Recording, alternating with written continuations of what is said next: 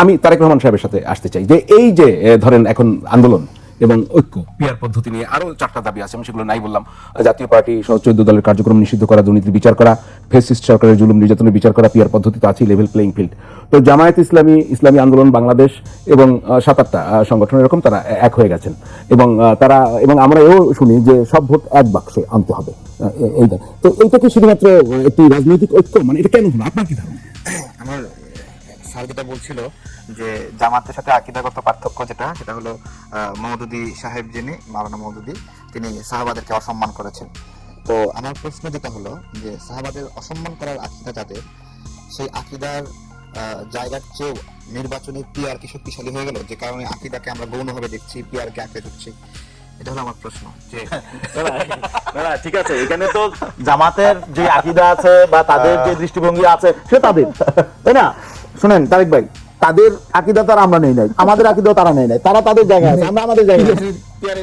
সব বন্ধু হয়ে গেল এখন। বিএনপির সাথে যখন জামাতের সাথে যখন বিএনপি যখন যোগ করলো, তো বিএনপির আদর্শ কি জামাত গ্রহণ করেছে? জামাত আদর্শ আমি করে না, কিন্তু এখানে একটা ইস্যুতে দেখেন, একটা ইস্যুতে আমরা একমত, এর অর্থ এই না তাদের সবকিছুই আমরা নিয়ে তাকে ধরা। আজকে কিন্তু ওই আফগানিস্তানে একটা নিউজ বের হয়েছে। নিউজটা হলো মওদুদীর বিতর্কিত যে বইগুলো, এগুলো তারা নিষিদ্ধ করেছে। ঠিক আছে, ধীরে ধীরে কিন্তু ওয়ার্ল্ড ওয়াইড তাদের আকীদা কিন্তু ডিটেক্ট করতেছে ওলামায়ে, আমাদের যারা ওস্তাদ যারা, তারা ডিটেক্ট করে সেই অনুযায়ী ব্যবস্থা নিচ্ছে। এখন ভোট এক বাক্সে আনবেন, তাই তো? খুব ভালো কথা, এই চিন্তাটা খুবই ভালো। আমার প্রশ্ন হলো, জামাতি ইসলাম তারা কি বাংলাদেশের সকল মুসলিমের প্রতিনিধিত্ব করে? ইসলামী আন্দোলন বাংলাদেশ তারা কি সকল মুসলিমের প্রতিনিধিত্ব করে? অথবা হেফাজতে ইসলাম তারা কি সকল মুসলিমের প্রতিনিধিত্ব করে? আমার প্রশ্ন হলো, একজন মুসলিম সে বিএনপি করার পাশাপাশি মুসলমান থাকতে পারবে না, নামাজ পড়তে পারবে না? যে কারণে আপনি এই কথাটা বলছেন যে মুসলমানদের ভোট এক বাক্সে, মানে এই মুসলমানদের ভোট এক বাক্সে, তার মানে আমি যদি ওই বাক্সে ভোট না দেই তাহলে আমি মুসলমানদের ভোট দিলাম না। আমি যে আওয়ামী লীগ করবে, সে আওয়ামী লীগ করে নামাজ পড়বে না, তাকে নামাজ পড়ার জন্য শর্ত তাকে জামাত করতে হবে। এখানে একটা আপনার মানে একটু বোঝার বিষয়টা আছে, সেটা হলো যে আমরা কিন্তু বলি না সব মুসলমানের ভোট এক বাক্স, সেটা কিন্তু আমরা বলি না।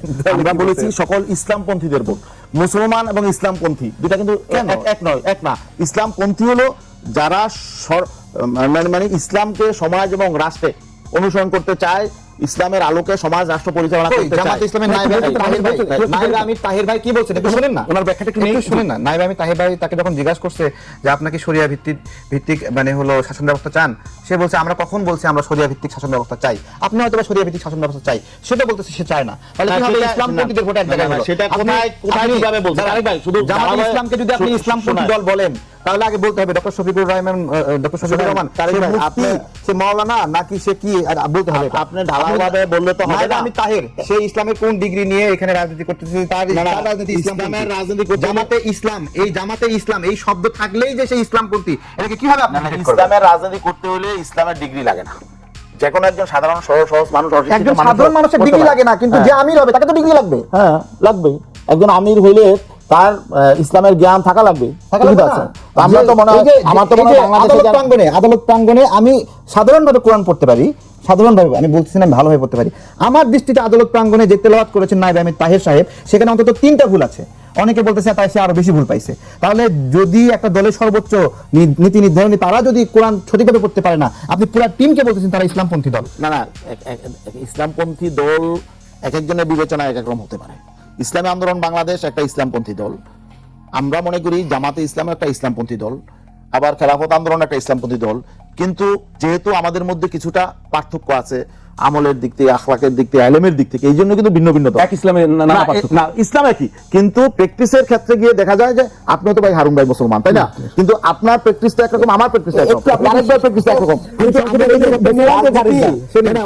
অতএব এখানে অবশ্যই ইসলামী দল ভিন্ন ভিন্ন হওয়ার কারণ কি? এই জন্যই তো এখন আমার যেই আমল, আখলাক, তালাওয়াত, এটা যদি জামাতের আমল, আখলাক, তালাওয়াত চিন্তা এক হইতো, তাহলে আমি ভিন্ন কেন? আমি একই দল হইতাম। একটু বলি, ভিন্ন দল হয়েছে তো এই কারণেই। দেখেন না, এখন আমাদের ইসলামে বেশ অনেকগুলো দল আছে, 8-10টা দল নিবন্ধিতই, যেহেতু কিছুটা পার্থক্য আছে, সকল ক্ষেত্রেই আছে, এলএমের ক্ষেত্রে আছে, আমলের ক্ষেত্রে আছে।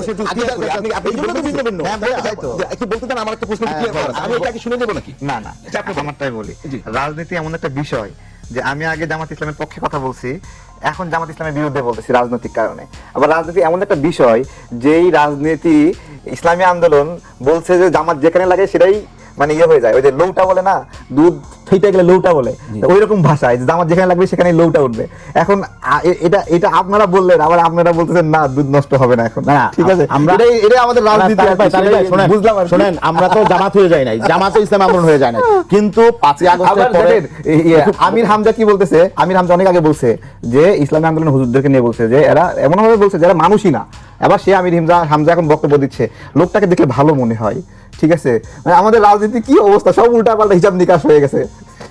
না না, এটা তো সময়ের ব্যবধানে, এখানে আমাদের দেশের স্বার্থে, জনগণের স্বার্থে, আমাদের কাছাকাছি জনগণের দোহাই আমরা না দিই, এটা আমাদের ব্যক্তিগত স্বার্থ। তারিক ভাই, আপনি একটা বললেন না যে এর আগে আপনি একটা দলের পক্ষে ছিলেন, এখন আবার বিপক্ষে, কিন্তু আমরা এখন যে আমাদের অবস্থানটা সেটা একান্তই 5ই আগস্টের পর আমরা যদি নতুন আমি একটা প্রশ্নের জবাব আমরা জনগণের প্রত্যাশা পূরণের জন্য আমরা চাচ্ছি যে আসলে যারা এদেশে দেশের পক্ষে কাজ করছে, যারা নিরাপদ এবং যারা বেসিক্যালি ইসলামকে রাষ্ট্রীয়ভাবে সামাজিকভাবে যারা ইসলামের আলোকে একটা কল্যাণকর রাষ্ট্র প্রতিষ্ঠা করতে চায়, আমরা কাছাকাছি আসার চেষ্টা করছি। আচ্ছা, এটাকে যদি আপনারা আঘাত করেন, অতীতের বিভিন্ন বিষয় আইনা যদি এটাকে আপনারা আঘাত করেন, তাহলে এটা কল্যাণকর, দেশের জন্য কল্যাণকর হবে। আমরা আরো শুনবো। একটি প্রশ্নের উত্তর আমাদের এখনো নিতে হবে, সেই প্রশ্নটি করছি মাওলানা গাজী আতাউর রহমান আপনাকে। সেটি হচ্ছে, আপনি বলছিলেন যে মুসলমান আর ইসলামপন্থী এক নয়, ভোটের প্রসঙ্গ আসছে যে উনি বলছিলেন মুসলমানদের ভোট, আপনি বলছেন ইসলামপন্থীদের ভোট। মুসলমান এবং ইসলামপন্থীর পার্থক্য যদি খুব সংক্ষেপে আমাকে বুঝিয়ে দিতে পারেন, কারা ইসলামপন্থী আর কারা মুসলমান?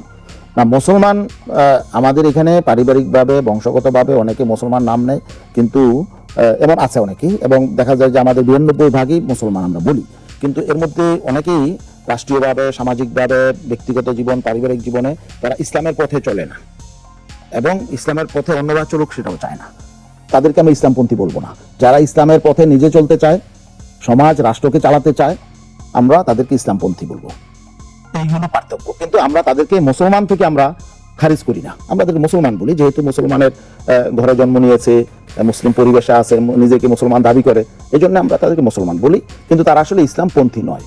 তাহলে আপনারা ইসলামপন্থীদের ভোট এক বাক্সে আনতে চাচ্ছেন, মুসলমানদের ভোট পাবেন না? আমি বলি, জি, মানে তাহলে যদি কেউ মানে ইসলামপন্থীটাই যদি শর্ত হয়, তাহলে মানে যদি কেউ নৌকাতে ভোট দেয়, তার ইসলাম পন্থা থাকবে না?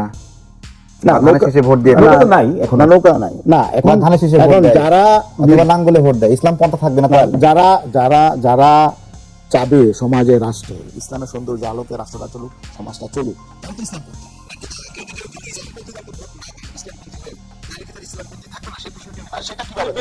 কিভাবে সে ইসলামপন্থী থাকবে? তারা কেউ যদি তার ব্যক্তি জীবনে, সামাজিক জীবনে, রাষ্ট্রীয় জীবনে ইসলামের পথে নিজে চলতে না চায়, এবং অন্য এই সমাজটাও ইসলামের পথে চলুক, এটা যদি কেউ না চায়, ইসলামপন্থী হলো কি করে? ভোট না থাকলে একটা পথ, তাই না? এখন সেই পথে আপনি নামাজ পড়েন, আরেকটা মানুষ নামাজ পড়ে, হ্যাঁ, আপনিও আল্লাহর উপর বিশ্বাস করেন, পুনঃ সেও বিশ্বাস করে, বাট সে বিএনপি কে ভালোবাসে, আপনি বলছেন ইসলামপন্থী না? না, সে ইসলামপন্থী হবে না। কেন হবে না? সে ইসলামের পথে সমাজ রাষ্ট্রটা চলুক সেটা চায় না। ব্যক্তি জীবনে হয়তো সে নামাজ পড়তে পারে, ঠিক আছে, কিন্তু ইসলামের বেসিক জ্ঞান তার মধ্যে নাই। ইসলাম যে একটা জীবনাদর্শ, এবং ইসলামের যে অর্থনৈতিক মুক্তির গ্যারান্টি এখানে আছে, সামাজিক রাষ্ট্রীয় বিধিবিধান আছে, এই বিষয়ে সে অজ্ঞ। অতএব সে ইসলামপন্থী হতে পারে না, সে একজন মুসলমান হতে পারে। আচ্ছা, আমি আরেকটু অন্যভাবে বলি যে বরিশাল নির্বাচন অথবা বরিশাল নির্বাচন বাদ সামগ্রিকভাবে ইসলামী আন্দোলন বাংলাদেশ, এই যে সংগঠনটি আপনাদের, এই সংগঠনটি এখন পর্যন্ত যে নির্বাচনে আপনারা পার্টিসিপেট করছেন, জানেন সেই পার্টিসিপেশনে এটা কত % ভোট অ্যাকোয়ার করেছেন আপনারা? তারিক ভাই, আমি একটা কথা বলি, আমাদের দলটা যদি 1987-তে জন্ম হয়েছে, কিন্তু আমরা এটা পুনর্জন্ম বলা চলে 2008 সালে। 2008 সালে, 8 থেকে এখন পর্যন্ত। আমি এই আলোচনাটা সংক্ষেপে করি, আপনি যে প্রশ্নটা করতে চাইছেন ক্লিয়ার করে দিই। যে ধরেন যে আমরা যদি 2008 সালের নির্বাচনকেও ধরি, আমরা পরে নির্বাচন ধরলাম না, তাহলে ইসলামপন্থীদের, আপনি যেটা বলছেন ইসলামী দলগুলোর ভোট সব মিলিয়ে 10%, তাহলে মুসলমান তো 92%, তাহলে 10% ইসলামী দলগুলোকে ভোট দিয়েছে, বাকি থেকে 82%। তারা কি? তারা মুসলমানরা যারা ভোট দিয়েছে? না, একটা কথা বলি, আমাদের এখানে অমুসলিম আছে না? না, অমুসলিমের প্রসঙ্গ আসছে না, আমি মুসলমানদের কথা বলছি। আমরা কিন্তু শুধু ইসলামপন্থী ভোট একবার সেটা বলি না, ইসলামপন্থী দেশপ্রেমিকদের ভোট, ইসলামপন্থী ছাড়াও দেশপ্রেমিক আছে। দেশপ্রেমিকদের মধ্যে আমার কথাটা শেষ হয়নি, কারণ ধরেন ওনারা 2% বা 5% ভোট পেয়েছে, বা 1% ভোট পেয়েছে, বা 10% ভোট পেয়েছে, যেটাই পাক। আমার প্রশ্ন হলো, 10% নাগরিকের প্রতিনিধিত্ব করা একটা দল, বাংলাদেশের 90% মানুষ ইসলামপন্থী না, এরকম তাদেরকে ভোট না দিলে ইসলামপন্থীটা থাকবে না, এটা তো একটা ভয়ঙ্কর অ্যালিগেশন। আমি তো মুসলমানদের খারিজ করি নাই, আমি তো মুসলমানদের খারিজ করি নাই। যদি এখানে আপনি ইসলামের মানে হলো একমাত্র মালিক কিভাবে? ইসলামী আন্দোলন নাম হলে কি সকল আন্দোলন ইসলামের আন্দোলনের আপনারা মালিক? না, মুসলমান এক জিনিস আর ইসলাম পন্থী আরেক জিনিস। আপনি বলেন ইসলামী আন্দোলন, কেউ যদি ইসলামের আন্দোলন অন্য একটা সংগঠনের নাম করে এটা কি ভোট দেওয়ার উপর ইসলামপন্থী নির্ভর করবে? না, ভোট দেওয়ার উপর নির্ভর আপনার দল না করলে ইসলামপন্থী হতে পারবে না। না, আমি তো কোনো ইসলামী দল না করলে আমি তো ইসলামপন্থী হতে পারবে বিষয়টা না। ক্লিয়ার করেছি। ইসলামকে যে পূর্ণাঙ্গ জীবন ব্যবস্থা হিসাবে ব্যক্তি জীবন, পারিবারিক জীবন, সামাজিক জীবন, রাষ্ট্রীয় জীবনে মানে না, প্রমাণ করবে সে কিভাবে? ইসলামপন্থী হতে পারে না। সে তো আপনাকে ভোট দিলেই মানবে না। তার সামগ্রিক কর্মকাণ্ডে প্রমাণ আমি করবে। সেটা বলছি শুধু না। ভোট না, ভোটও একটা সে বিষয়। বিএনপিকে ভোট দিল, তাহলে সে ইসলামপন্থী না, হবে না। সে ইসলামপন্থী থাকবে না, সে মুসলমান থাকতে পারে। তাহলে ভোট আপনাদের দিতে হবে ইসলামপন্থী হলে বা ইসলামিক দলকে দিতে হবে। ইসলামপন্থী চিন্তায় যদি কেউ থাকে যে তার সমাজ রাষ্ট্র ইসলাম আলোকে চলুক, সে তো ইসলামপন্থী দলকেই ভোট দিবে। তাহলে বিএনপিকে যারা ভোট দেবে তারা ইসলামপন্থী না, আপনি ক্লিয়ার করে বলছেন। না, ইসলামপন্থী থাকে কি করে? সে তো ইসলামের শুধু পথে, বিএনপি না। ইসলামের ধরেন পথে আরো দল রাষ্ট্র আছে। সমাজটা আমি- চলুক। আমি সেটা তো সে চাচ্ছে না। আমাদের কোনো বিএনপি আছে, আপনার হলো ইসলামের পথে সবকিছু চলুক, আমাদের অর্থনীতি, রাজনীতি সবকিছু ইসলামের পথে চলুক, সেটা সে চায় না। সে নিজের থেকেই তো সেটা চায় না। তাকে আমি টেনে এখানে আনবো কেন? বাংলাদেশের নাগরিকদের গুরুত্বপূর্ণ অংশ তারা ধর্মপ্রাণ। আমি আবারও বলছি ধর্মপ্রাণ। প্রত্যেকটা মানুষ ধর্মপ্রাণ এবং ইসলামকে ভালোবাসে এবং তারা আল্লাহকে স্বীকার করে, হাজির নাজির জানে। জি, একটু দ্রুত ঠিক বলুন। আছে, যে আল্লাহকে স্বীকার করে সেই ইসলামের পথে, আল্লাহকে স্বীকার করে না সেই ইসলামের পথে না। কিন্তু ওনারা ভোটকে কেন্দ্র করে বলে দিচ্ছেন যে ওনাদেরকে ভোট না দিলে সেই ইসলামের পথে না। আল্লাহকে স্বীকার করা, হাজির নাজির জানা, আল্লাহর ইবাদত করা ইসলামপন্থী হওয়ার জন্য যথেষ্ট নয়, কিন্তু ওনাদেরকে ভোট দিলে সেই ইসলামপন্থী।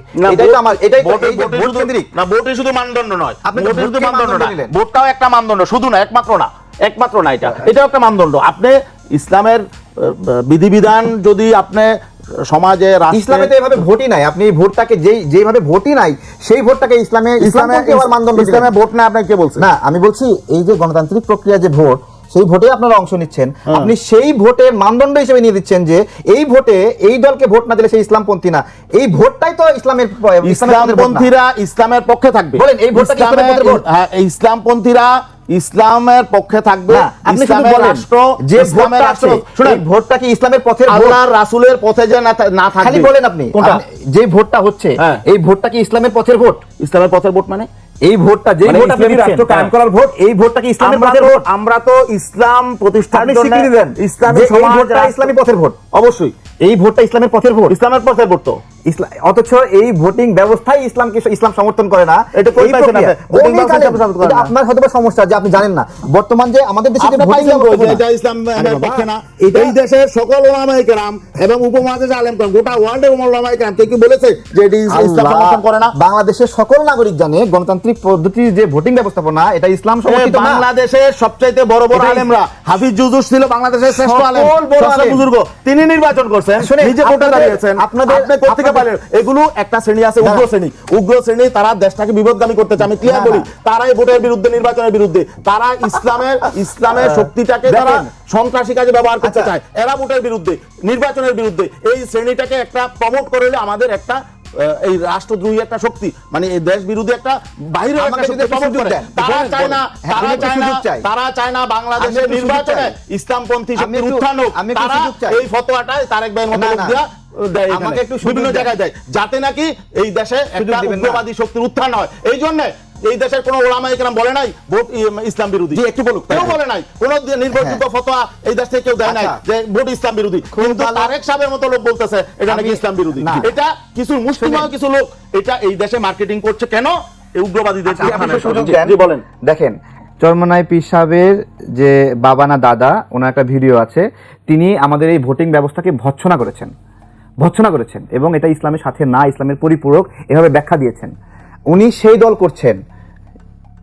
করছেন এবং উনি বলছেন যে এটা যারা বলে তারা উগ্র, এটা বলছেন তারা ইসলামের জয়গান চায় না। আমার প্রশ্ন হলো, তাহলে ওনাদের যে পীর সাহেব ছিল, কোন উনি পীর সাহেব নাম বলেন, কে কবে বলছে? আমাদের দাদা পীর সাহেব, তিনিও তখন একটা দলের পক্ষে নির্বাচনী ক্যাম্পিং করেছিলেন। আমাদের হ্যাঁ। মরহুম পীর সাহেব তার দল প্রতিষ্ঠা করেছে, তিনি শুরু থেকে নির্বাচনের পক্ষে ছিলেন। তিনি হাফিজ জুজুরের প্রধান নির্বাচনী শুনেন, ছিলেন। শুনেন, অতএব আজকে যে আমাদের বক্তব্যটা দিচ্ছেন না, আমাদের এই দলের বক্তব্যটা কেউই রেকর্ডিং আছে, নির্বাচনের বিরুদ্ধে এই না। বক্তব্যটা রেকর্ডিং আছে ঠিক এবং আছে। আপনাদের পীর সাহেব যে বলেছে এই ভোট ব্যবস্থাপনা নিয়ে যে এটা একটা বাতিল ব্যবস্থাপনা, আমি আপনার বক্তব্য আর আপনাদের পীর সাহেবের তার বক্তব্য আমি একসঙ্গে জুড়াই দেব, এরপরে আপনারা মিলাই নেবেন। আচ্ছা, ধন্যবাদ। ঠিক আছে, শেষ করে আজকে দেন। যেরকম মিলাচ্ছেন না যে জামাত যার সাথে লাগলে আমাদের তার ইসলাম যাবে, আমাদের কোন সেখানে ধ্বংস হবে।